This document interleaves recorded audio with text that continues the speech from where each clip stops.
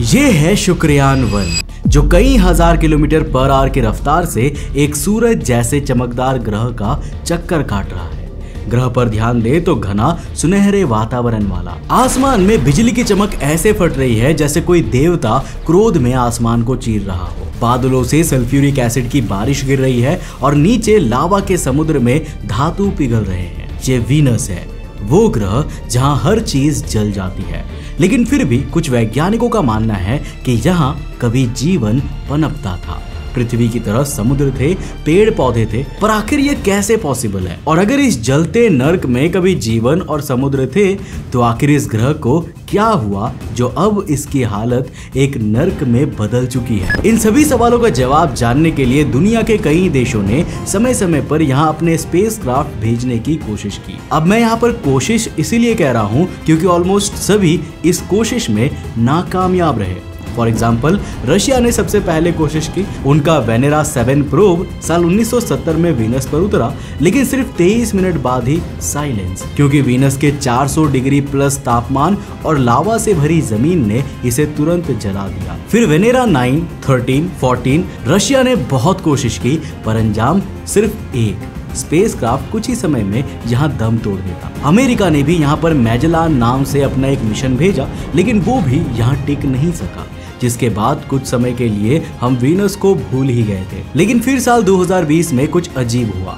दुनिया अचानक हैरान रह गई जब वैज्ञानिकों ने वीनस के क्लाउड्स में फॉस्फीन नाम की गैस डिटेक्ट की।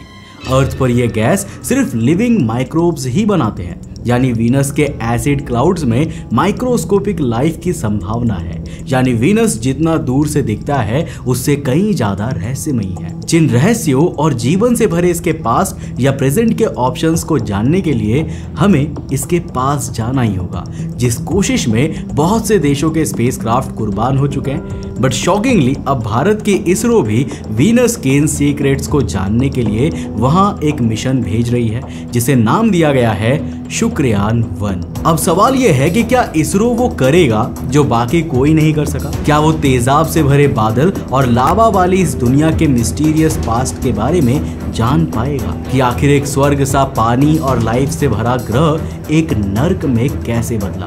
आखिर इसरो के शुक्रयान 1 में ऐसा क्या खास है जो इसको लेकर वो इतना एक्साइटेड है? वेल, इसी के बारे में जानेंगे हम आज के इस एपिसोड में। सो हेलो गाइस, मैं हूं कौशिक और चलिए शुरू करते हैं एक और नए एपिसोड।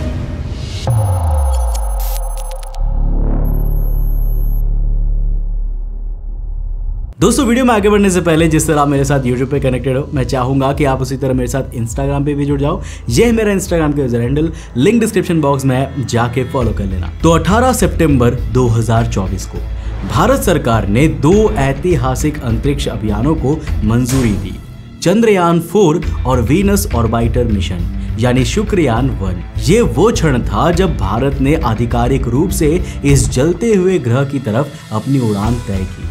पर वीनस को समझने से पहले उसकी कहानी जानना जरूरी है, क्योंकि ये वही जगह है जो कभी शायद हमारी अर्थ की तरह ही थी। आज से करीब 4.5 अरब साल पहले जब सूरज जन्मा था तो उसकी चमक के आसपास डस्ट और गैस के बचे हुए कणों से बाकी ग्रह बने। उन्हीं में से एक था वीनस यानी कि शुक्र ग्रह। आकार और मास के हिसाब से ये अर्थ का ट्विन है, लेकिन ये समानता बस सतह तक सीमित है। जहां अर्थ जीवन से भरा है, वहीं पर वीनस एक जलता हुआ रेगिस्तान है। इसकी सतह का तापमान 475 डिग्री सेल्सियस तक पहुंच जाता है, यानी किसी भट्टी से भी ज्यादा गर्म। इसके लावा और यहाँ का एटमॉस्फेरिक प्रेशर अर्थ से 90 गुना ज्यादा है। ये कुछ वैसा ही है जैसे आप समुद्र के 900 मीटर नीचे खड़े हो। और बता दूं कि इतनी गहराई पर वाटर प्रेशर आपको कुछ ही समय में क्रश कर देगा। इसके बाद अगर इस ग्रह के वातावरण पर आए तो यहाँ की हवा में 96% कार्बन डाइऑक्साइड है और आसमान में एसिड के बादल मौजूद है, यानी यहाँ पर बारिश भी जहर की होती है, जिसकी हर बूंद इंसान तो क्या मेटल को भी पिघला सकती है। लेकिन जो बात वैज्ञानिकों का ध्यान काफी खींचती है वो है वीनस की रोटेशन, जो कि काफी अनोखी है, क्योंकि ये अपने एक्सिस पर पृथ्वी से उल्टी दिशा में घूमता है। जिसे रेट्रोग्रेड रोटेशन कहा जाता है। यानी अगर आप यहाँ से सनराइज देखोगे तो आपको सूरज पश्चिम यानी कि वेस्ट से उगता हुआ दिखेगा। अब और जो चीज वीनस के बारे में हमें काफी हैरान कर देती है वो है यहाँ का एक दिन, जो पूरा होने में 243 अर्थ डेज जैसा समय लेता है, जबकि इसका साल सिर्फ 225 दिनों का ही है। मतलब यहाँ का एक दिन पूरे एक साल से भी लंबा है। इतनी धीमी रोटेशन और इतनी भयंकर हीट ने इस ग्रह को जीवित नरक बना दिया है। लेकिन जब ये बिल्कुल नरक है और यहाँ की हालत इतनी खराब है तो फिर वीनस को समझना हमारे लिए इतना महत्वपूर्ण क्यों है? आखिर क्यों बार बार दुनिया भर के देश और अब भारत वीनस पर मिशन भेजने की कोशिश करते रहते हैं? वेल, जवाब प्रेजेंट में नहीं बल्कि इसके पास्ट में छुपा है। कभी वीनस भी अर्थ की तरह जीवित था, वहां ओशियंस थे, क्लाउड्स थे, ऑक्सीजन थी, पर फिर इस ग्रह का ग्रीन हाउस इफेक्ट कंट्रोल से बाहर हो गया। कार्बन डाइऑक्साइड ने हीट को ट्रैप कर लिया और प्लैनेट प्रेशर कुकर बन गया। जो पानी कभी लाइफ दे सकता था वो भाप बनकर स्पेस में गायब हो गया। पर आखिर वीनस के साथ ये अचानक क्यों हुआ? क्या इससे कोई एस्ट्रॉइड टकराया था जिसने इसके साथ ऐसा किया? क्या इसके ये हाल सोलर रेडिएशन से हुआ या फिर ये सब एक नेचुरल साइकिल का हिस्सा था? यही सब वो सवाल है जिनका जवाब आज तक हमारे पास नहीं है। और यही चीज हमें डराती है कि अगर हमने वीनस के इस ड्रास्टिक चेंज की मिस्ट्री सॉल्व नहीं की तो शायद हमारा अंजाम भी वैसा ही हो सकता है। और शायद इसी भविष्य को देखने और प्रिडिक्ट करने के लिए पूरी दुनिया बार बार वीनस के आसपास अपने स्पेसक्राफ्ट भेजने के पीछे पड़ी हुई है ताकि वो इसकी मिस्ट्री को सुलझा सके। क्योंकि वीनस एक ऐसा प्लैनेट है जो पृथ्वी के इतने नजदीक होकर भी हमसे इतना दूर है। हमारी टेलीस्कोप्स उसकी चमक देख सकती है पर उसकी सरफेस का हर इंच अभी भी हमारे लिए रहस्य ही बना हुआ है। क्योंकि जैसा मैंने आपको कहा, हर प्रोब वहां जाकर खामोश हो गया है, जैसे वीनस खुद नहीं चाहता हो कि कोई उसके राज को खोले। और अब एक नया देश इस नर्क के दरवाजे पर दस्तक दे रहा है, वो है भारत। इसरो वीनस की तरफ अपना सबसे खतरनाक मिशन तैयार कर रहा है, जिसके डिटेल्स के बारे में हम आगे जानेंगे। पर इतना साफ है कि शुक्रयान 1 एक ऐसा स्पेसक्राफ्ट होगा जो वीनस के एसिड के क्लाउड्स में घुसेगा, हाई टेम्परेचर में सरवाइव करेगा और अनसीन लैंड का नक्शा बनाएगा। क्योंकि इसकी हर कैलकुलेशन, हर डिजाइन इस प्लैनेट की कंडीशंस के मुताबिक ही की गई है। ये मिशन सिर्फ साइंस के लिए नहीं बल्कि ट्रुथ के लिए है। वीनस के अंदर कहीं ऐसी कहानियां छुपी हुई हैं जो शायद हमारे प्लैनेट के पास्ट को बता सके। और अगर ये ट्रुथ बाहर आ गया तो शायद हम समझ सकेंगे कि लाइफ का ओरिजिन कहां से हुआ था और इसकी ये कहानी किस तरह खत्म हो सकती है। पर आखिर इसरो के शुक्रयान मिशन में ऐसा क्या है जो इसरो को यकीन है कि वो वीनस के इन राज से पर्दा उठा देगा, जिसके बारे में आज तक दुनिया का कोई भी देश नहीं जान सका।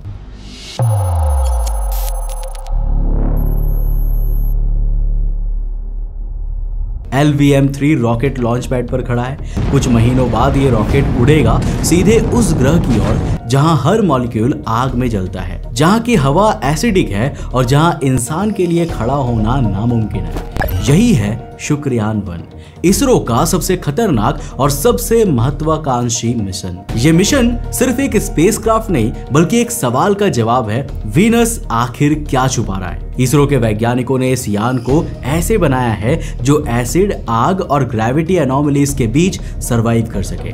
इसके अंदर लगे हैं 100 किलोग्राम से ज्यादा scientific instruments, high resolution radar, spectrometer, plasma analyser जो जहरीले वातावरण की परतों को पढ़ेंगे, जिसे अब तक हर प्रोब ने अपने जीवन की आखिरी झलक में सिर्फ देखा है। शुक्रयान की यात्रा पृथ्वी की कक्षा से शुरू होगी। पहले इसे लो अर्थ ऑर्बिट में घुमाया जाएगा, फिर ये अपने ग्रह की ग्रेविटी का सहारा लेकर खुद को स्लिंग शॉट की तरह वीनस की दिशा में फेंकेगा।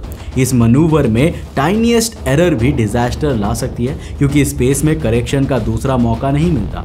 महीनों तक इंटरप्लैनेटरी वैक्यूम में सफर करने के बाद जब यह स्पेसक्राफ्ट वीनस के पास पहुंचेगा तो उसकी ग्रेविटी इसे अपनी पकड़ में ले लेगी। उसी पल मिशन अपनी सबसे खतरनाक स्थिति में होगा। अगर गति जरा सी भी ज्यादा हुई तो यह सीधा वायुमंडल में गिरकर आग का गोला बन जाएगा। इसके लिए वीनस के ऑर्बिट में बने रहना भी किसी युद्ध से कम नहीं होगा। इसरो के इंजीनियर्स ने एरो ब्रेकिंग की एक जटिल टेक्निक तैयार की है, जिसकी मदद से स्पेसक्राफ्ट बार बार वीनस के ऊपर वाले एटमॉस्फेयर को छूकर अपनी गति घटाएगा।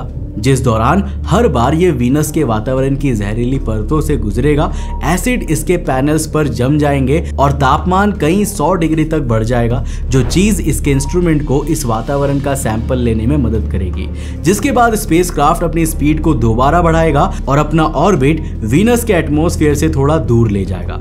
ये ऐसा कई बार करेगा ताकि वीनस के एटमॉस्फेयर को अच्छे से एनालाइज किया जा सके और यदि पॉसिबल हो तो वीनस के सरफेस इमेजेस भी कैप्चर की जाए। इस वजह से इंजीनियर्स ने इसके चारों ओर एक मल्टी लेयर्ड हीट शील्ड बनाई है जो 500 डिग्री सेल्सियस तक की गर्मी सह सकती है, ताकि इसके बार बार वीनस के एटमॉस्फेयर में जाने से पैदा हुए ड्रैग की हीट से इसके इंस्ट्रूमेंट्स डैमेज ना हो। अगर शुक्रयान में यूज होने वाले इंस्ट्रूमेंट्स की डिटेल्स पर जाएं तो जैसा आप देख सकते हैं, वैसे तो इसरो ने अपनी साइट पर इसमें इंस्टॉल होने वाले करीब 17 से 18 इंस्ट्रूमेंट्स के बारे में लिखा हुआ है, लेकिन हम यहाँ पर इनमें से कुछ इंपॉर्टेंट इंस्ट्रूमेंट्स और उनकी वर्किंग के बारे में भी जानेंगे। तो शुक्रयान 1 के सबसे शक्तिशाली सेंसर्स में से एक है S band synthetic aperture radar यानी कि वीएसआर। ये रडार एक्टिव वोल्केनोज, हाल के इरप्शंस और इंपैक्ट क्रेटर्स को डिटेक्ट करेगा और वीनस की सरफेस को 20 से 30 मीटर के रेजोल्यूशन में मैप करेगा, जो आज तक किसी भी प्रोब ने नहीं किया है। इसके साथ ही लगा हुआ है Venus surface emissivity and atmospheric mapper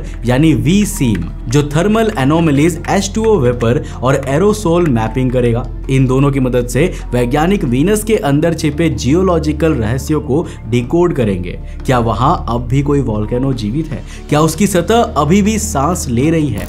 दूसरा इंस्ट्रूमेंट है वीनस क्लाउड मॉनिटरिंग कैमरा यानी VCMC। ये बादलों की केमिकल कॉम्पोजिशन डिटेक्ट करेगा। ये बताएगा कि वहां कार्बन मोनोऑक्साइड, सल्फर डाइऑक्साइड और शायद फॉस्फीन मौजूद है या नहीं। यानी ये इंस्ट्रूमेंट हो सकता है जो इसरो को ये बता सके कि क्या सच में वीनस के बादलों में कोई माइक्रोबायल जीवन मौजूद है या नहीं। और अगर इस दौरान फॉस्फीन दोबारा डिटेक्ट होती है तो यह संकेत होगा कि वीनस के एसिड क्लाउड्स में माइक्रो लाइफ अब भी जीवित हो सकती है। इसके साथ लाइव यानी कि लाइटनिंग इंस्ट्रूमेंट फॉर वीनस नाम का इंस्ट्रूमेंट भी इसमें फिट है, जो ग्रह के अंदर बनने वाली बिजली के फ्लैश रेट और वोल्टेज सिग्नल्स को पकड़ सकेगा, जिससे वैज्ञानिकों को उस एनवायरनमेंट की इलेक्ट्रिकल एक्टिविटी समझने में मदद मिलेगी। इसके अलावा शुक्रयान में कुछ और इंपॉर्टेंट इंस्ट्रूमेंट्स भी हैं, जैसे वीनस थर्मल कैमरा यानी कि VTC, जो इसकी सतह पर इंफ्रारेड में हीट सिग्नेचर्स रिकॉर्ड करेगा, ताकि ये पता चल सके कि सतह कहीं से अभी भी एक्टिव है या नहीं। शुक्रयान में एक और अनोखा सेंसर है नावा यानी narrow band oxygen air glow detector. ये वीनस के नाइट साइड एटमॉस्फेयर में ऑक्सीजन ग्लो को ऑब्जर्व करेगा। इसकी मदद से वैज्ञानिक ये समझना चाहते हैं कि जब सूरज की रोशनी इसके वातावरण में ज्यादा नीचे आयोनोस्फीयर तक नहीं पहुंच पाती, तो भी इस ग्रह की आयोनोस्फीयर कैसे चमकती रहती है। क्या ये किसी ऐसे एनर्जी प्रोसेस से हो रहा है जिसके बारे में हम नहीं जानते। लेकिन वीनस तक शुक्रयान को पहुंचाना ही चैलेंज नहीं है, बल्कि लगातार वीनस को स्टडी कर रहे शुक्रयान से पृथ्वी पर भारत में इसरो के हेडक्वार्टर तक कम्युनिकेशन स्टेबल रखना भी काफी ट्रिकी और मुश्किल पार्ट है, क्योंकि कभी कभी अर्थ और वीनस के बीच की दूरी 250 मिलियन किलोमीटर तक पहुंच जाती है। इतने दूर भेजे गए सिग्नल को आने जाने में कई मिनट्स लगते हैं। इसलिए इसरो ने शुक्रयान के लिए एक ultra sensitive high gain antenna design किया है, जो लिमिटेड कम्युनिकेशन विंडो में सही डेटा ट्रांसमिट कर सके। इसरो इस मिशन को सिर्फ एक नए मिशन की तरह नहीं मानता, उनके लिए और करोड़ों भारतीयों के लिए यह हमारे भारत की नई स्पेस विजन का हिस्सा है। वो विजन जो साल 2047 तक भारत को डीप स्पेस लीडर बनाने की दिशा में बढ़ रहा है।